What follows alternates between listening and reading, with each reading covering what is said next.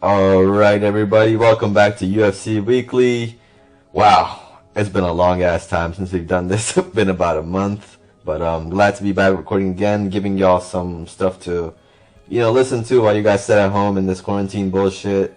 Hope everybody's staying safe, by the way. Don't go out in a group of too many people. Just stay safe. Keep everybody else safe. And yeah, how you doing today, Tyler?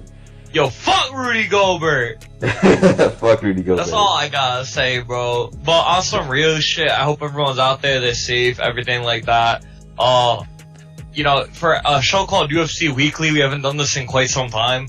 But, we'll get back on our shit. UFC's popping. I mean, you can see that at UFC 19, bro. UFC 19 was an amazing night of action. I loved it. Great show. I had so much fun, bro. Yeah. I was so fucking rocked. And with all this lockdown shit, I will be home for the presumable future, so I will be more active in the day-to-day operations, hopefully, as well. Just working on some behind-the-scenes stuff recently, and then also just gonna get these podcasts up on a weekly or bi-weekly basis as much as we can, honestly. Yeah. I mean, there's a lot to talk about. There's a lot of shit that's happened recently, so. Yeah, for sure. I think we should start with UFC 19, which just happened last weekend. Start with the ESPN Plus card. Ivan Jones defeats Luke Moxley 215 round 1 mobile weight fight. That was he just mauled him. He mauled him, bro. He mauled him. Yeah, a couple of these fights, they're just like straight mauling.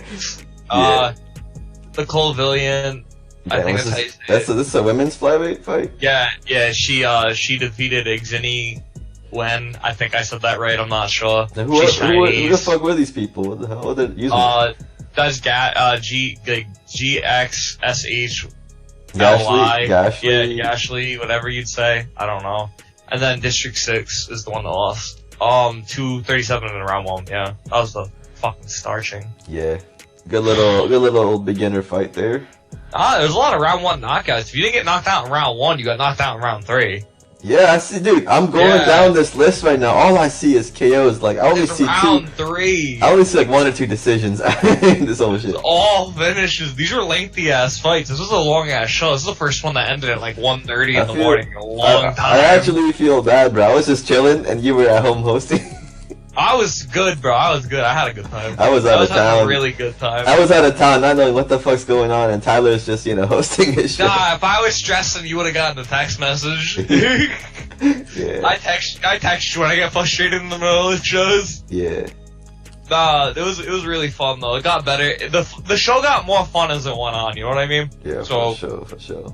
Xavier Aiden defeats Diego Valles 39 seconds in the round 1. I thought that said Diego Vasquez. I was like, whoa. No. So, the funny part about this fight was they were really back and forth. This was 39 seconds of fireworks, and I loved it.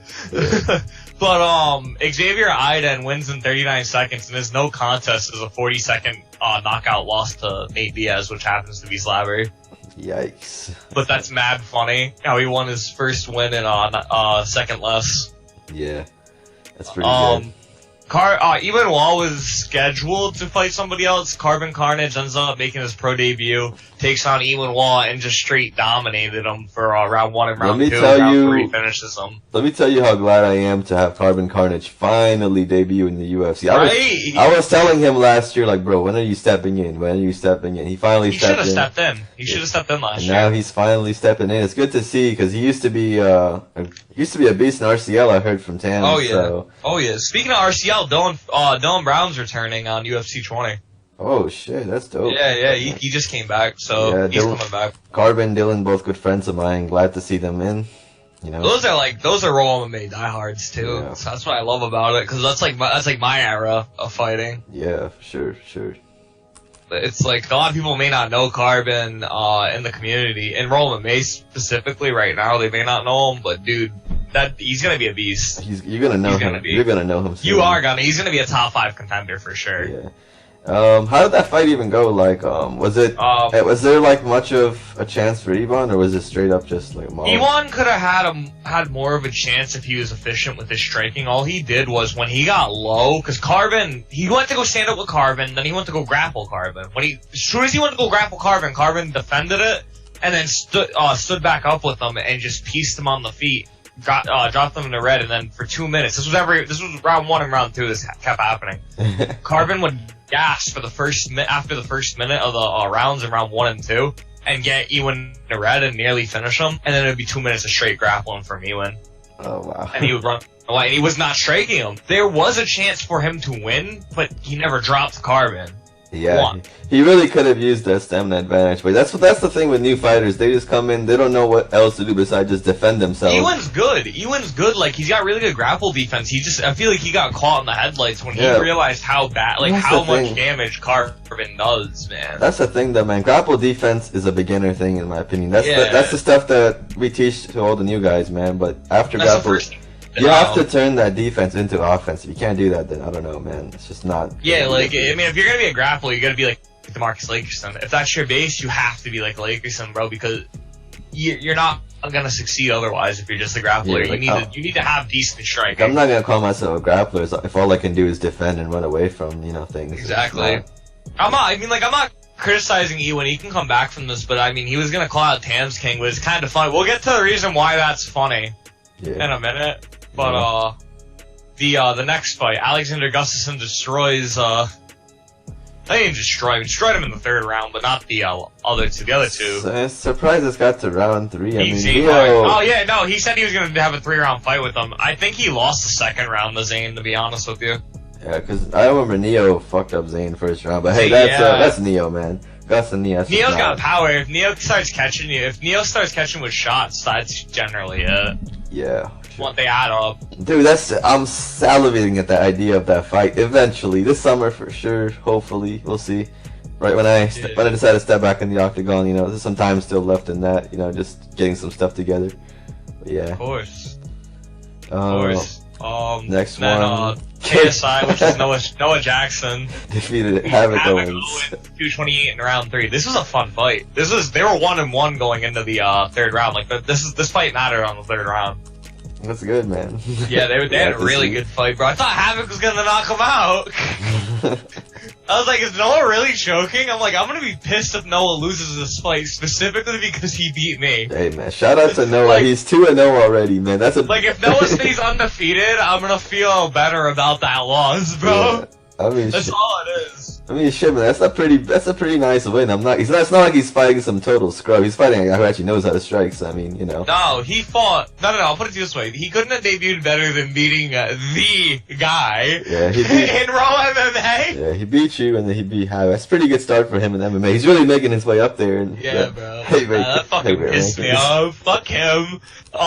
Next fight: Alexander Volkov defeats Dawson Lewis a minute 39 in round 3. Volkov was losing 2 rounds. Dawson does this every fight, bro. This is what happens. He DM'd me the day after he lost, or like the night of his loss. I think he DM'd me and he was like, "Oh, Raheem, I did it again," which is what you just mentioned. He did it again. He choked. He did it again. He was up 2 rounds, bro, doing so good. I was so proud of the dude. Round 3 comes and Volkov got him on red, and I'm like, what? I'm like, what the fuck did you just do? The composure. And then it's not even that. It's Pike knows he's up 2 rounds, goes into round 3 the same way. You can't be doing that, man. Like, how? It's not. It's like, dude, it's just not acceptable to be doing that every fight. I'll put it to you this way. It reminds me of Chael Sonnen. Chael Sonnen could dominate you in a fight for 14 minutes and 30 seconds and choke the last 30 seconds of the fight and lose the entire thing. Yeah. It's just not acceptable. That is Hike. Hike could dominate you for... I'll put it to you with this in roll MMA terms. Hike could dominate you for 8 minutes and 59 seconds and get knocked out with the last second left on the clock because that is how hard he's choked in his career. I feel like he could have been there's fights like the Eric Ballant-Diaz fight and this fight are 2 fights I feel like Hike should have won. Yeah. He really should not have lost these 2. Like, that's just unacceptable. I don't know if I got back to him. I don't know if I got back to him when he DM'd me, but I mean, there's not much I can say to him. 11 and 11, you know what I mean? Like, that's how bad I feel. It's like, there's nothing you can do. There's nothing you can do. He trains. I'm not even saying, like, I'm not trying to bash the dude. I genuinely feel bad. Like, this dude needs... It's psychological. It's not physical. It's not his skill. It's all psychological. It's all on his head. No matter, I've already told him all. Me and you have already told him all that he needs to know about why he's fucking up. All all he needs to do is actually go and fix it. Actually train himself especially on this stuff.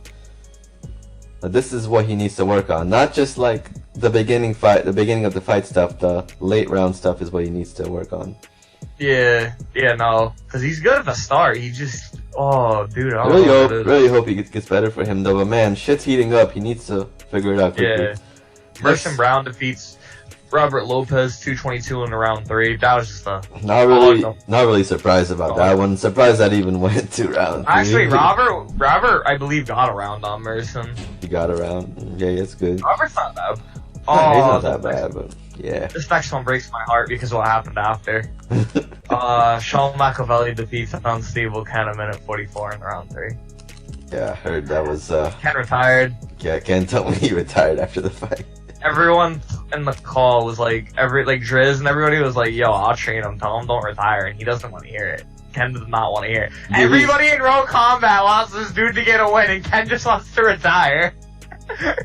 People are actually getting respect for him for how much he keeps coming back. Yeah, bro. Like, I feel like he was finally getting respected in the community because it's like, alright, you're 0-5, you lost 5, now we're gonna come as a community and help you. We accept you now. And now he's like, nah, fuck this. He just doesn't. He's too competitive. He doesn't like losing, man. Every fight. I feel like he'll take another fight. He's not. He'll come back. I feel like he'll eventually come back. Yeah, for sure. He'll be back. Give him some time. He'll be back. He'll win a fight. I feel like that's the thing. This is the performance that he could have won. He should have beat Sean. Like, and the Miz and Rudy ones that he had recently, he should have won too. I knew Miz and Rudy were beating him, and the reason I knew that because Rudy and Miz are also former RCL alumni. They may not be big names in there, but they know how the tools work, which is an advantage on Cam. Yeah. So I can understand why he lost CJ. I think he should have beat. I think he should have beat CJ, and he should have beat Sean for sure. But I don't know. Rudy's definitely no joke. Yeah. Miz, no joke. I feel like Miz could make a career out of this if he really wanted to. Miz could step back in for sure. It's just like if Brock came back. People, as much crap as Brock gets, people underestimate that if Brock put his full 100% like he did in pro wrestling back in the day and like he did here back in the day, he'd still be champion, bro. You know what I mean? It's just that he got the same mindset for it. Yeah, 100%. Another fight that breaks my heart is this one. James Aragon defeats Chris Durbin a minute 31 in the round 2 via TKO. This dude went from being literally champ to becoming the Chris Weidman of the organization, essentially. Because all of his losses are fights he was winning. Like, I don't know what's happened to him since he lost to me. Shit hasn't been the same, man. So, the UFC 15 loss, right? Yeah. He loses to you. But was winning, I think, 2 of the judges' scorecards, 3 rounds to 1 against you, and you had 2 and 2. It came down to the 5th round, which you were winning the 5th round. Then he knocked him out. Yeah. But he was winning the fight. You know what I mean? No, I didn't knock him out. I won by decision. Oh, you won by decision? Yeah. Oh, I thought you knocked him out. He was up in the round, and I came back at the end to win. He came back 3, 4, and 5. I know that. Yeah. He choked though.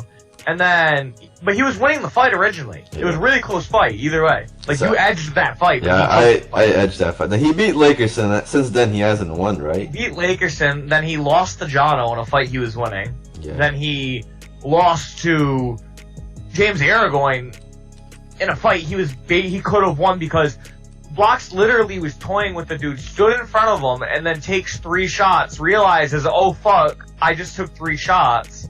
And then basically froze up right there, and it was like deer in headlights. He didn't know what to do from there.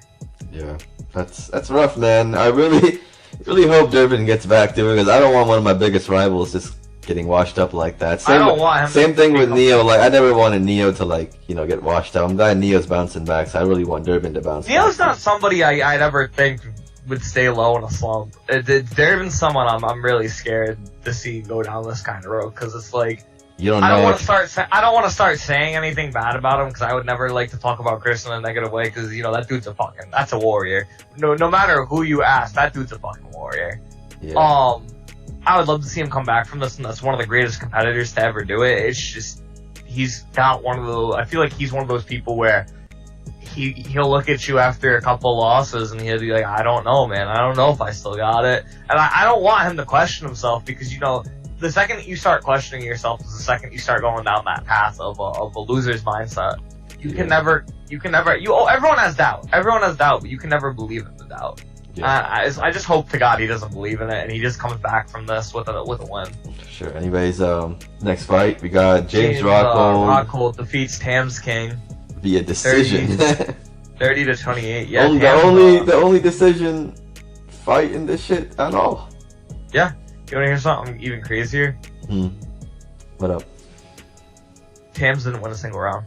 Yeah, James told me. 30 means that James didn't lose a single round.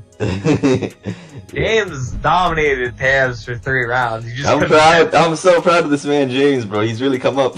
James is like everyone was doubting him too. He's really come up, bro. He's really working on his craft. 7-3. He's really coming up, bro. He's got a respectable record. I think Tams highly underestimated him. He didn't play a game plan he should have played against James, and he paid the price. Tams needs to. Harvin said Tams didn't follow his game plan. Tams needs to recover his reputation, man. People are gonna keep trashing him if he doesn't get some wins under his belt. And he keeps saying like he's sick of people trashing him. Yeah, he's like, I don't mind it, I don't care. He's like, but I'm gonna keep talking my shit. There's a certain point where you gotta start to humble yourself after, because it's like, there's no talking else to do. Yeah, there's no talking you can do at a certain point. Like if you hit 2-4, you can't be talking shit for quite some time. You need to get your record to like an 8-4. You gotta win 6 fights to start talking again, bro. Yeah, you need those monstrous records like I have, like Tyler's got, like Dre's got. Like if you have multiple losses, you gotta have a big record. Like I have 7, but I have 36 wins. Yeah. I can afford to have 7 losses. You have 20 wins, you have 6 losses. You know what I mean? Like you can afford to have those 6 losses. Yeah. As long as I'm not double digits, I'm fine. Yeah. Anyways, next fight, David Thompson defeated Jason Mitchell 40 seconds into round 1. That's disappointing. Really. That's nothing to talk about. There's nothing like big I can really I can't really say nothing. I'm just call anybody out. I'm just disappointed. You didn't even call anybody out. I'm just disappointed, bro. Like, shit. Whatever. This next fight was fucking fireworks. Sal Sega defeated Ross. It finally happened! It finally happened! Clap. Round of applause. I still didn't get Apple versus John O'Dung, though. It's always that 1 or 2 fights that never get done, bro. For like 2 or 3 fights. Jono got his PC taken away, so it's not even his fault. Well, it is his fault, but it's... He probably did something. He probably did something to get it taken away, but yeah. Yeah, no, he did bad grades apparently or some shit. It was either bad grades or he got in trouble with his mom. This is the only reasons he ever gets taken away. Yeah. Saleh beats Ross 249 in round 3. Close fight. They were 1-1. Ross had a 10-8 round going in round. Yeah. I know where Ross messed up too, because like, you could clearly see Ross wanted the belt so bad that it made him really aggressive, and the way he was fighting, he just kept missing shots. Yeah. If he had hit some of the shots he missed, he would have beaten Saleh. Mm-hmm. He had him rocked. He had him rocked. So yeah, you're gonna like this next one. Oh yeah. Apple Lopez defeats Anthony Del Rey 35 seconds. Dude, no. The funny thing is, I checked the Discord the other day and I saw that Anthony retired. Yeah, he retired. Let's have a round of applause. What a nice, long, fruitful career, man. He did have a good career. He really did. What do you mean he had a good career? Hey, listen, he's Deadly's only loss, and Deadly's fighting Neo, so... Dude, what notable wins did he have? There's no notable wins on that record. It's over. The guy just got too cocky. He should have trained more instead of talking. That's all I can say. Fucking Apple, man. Apple is just a fucking beast. I know it's Apple regardless, but dude, all the talking this guy's done. He lost to some really... Apple's pissing me off. This dude's almost at 30 wins. In his last fight before this, Anthony Del Rey lost a really winnable fight, too. So, I mean, the guy's got no excuse now. He needs to just... Dude got a Rumble Johnson, Jim. Yeah, he needs to either, like, retire or train up and come back, bro. Like, stop taking this shit so lightly. This ain't boxing. Not Rumble Johnson, he's got an ovary chin, that's what it is. Like, this is not boxing, this is not pro wrestling, yeah. This is MMA. It's a whole different shit. It's a whole different thing. I don't want to talk about the next fight, but I'll talk about the main event. Gavitas Augustus defeats Kamaru Usman, which is hardest hit, 250 in round 4. He changed hardest filled in for, he changed his name again. No, it was just so he filled in for Michael for me, because Michael wasn't feeling well. Oh, okay. But So he pulled out, and I was pretty pissed. that sucks, man. I really wanted to see that. I wanted that fight Yeah, so bad. Yeah, I know you I'm for not sure booking wanted it, that. though. I'm not booking it. I'm not booking it until Michael fights somebody that's not ranked. I mean, not ranked. I mean, on the rankings. I won't give him a title fight until he fights someone on the rankings. I know that sounds fucked up for a dude that defended the belt 6 times and never lost it, but like, I need to see that dude can make a show. Now it's at that. There's the same thing with Cynical. Like, Cynical doesn't get title shots unless he proves that he can make pay-per-views and shit. Yeah, for sure. Anyways, let's go through the bonuses and all the awards for the night, and then we gotta get to your announcements and stuff. So, fight of the night went to Saleh versus Ross, deservedly. Yeah, that was good. Performance of the night, knockout, Xavier Aiden, KOing Diego Baez. Performance of the night, again, in the individual ones went to Apple, to David Thompson, and to James Irwin. Yep. And this brings our total UFC fights to 662. You know, steadily getting towards that 1,000 mark. Dude, the 1,000 UFC fight better be a banger. That's all I'm saying. It's gotta be me in there, or someone big. Dre's or me gotta be in there, or Cubby or somebody. Whatever breaks the mark, yeah. Gotta be a BMF title fight. Yeah, bro. Coming up to upcoming events. So we got UFC versus 1 coming up on March 28th. That one's gonna be live from the formerly named Kaiser Dome, renamed to the Zenz Dome. Do you want to quickly run through like the notable fights on that card? Yeah, I will in a minute. I'm just gonna go over the dates real quick. Right. April 4th, we brought back UFC Brazil due to the coronavirus. My trip to New Hampshire was canceled. So we will have an event on April 4th for the GMTers, 3 p.m. Eastern start time. The card, in Sao Paulo, Brazil. And then we have UFC 20.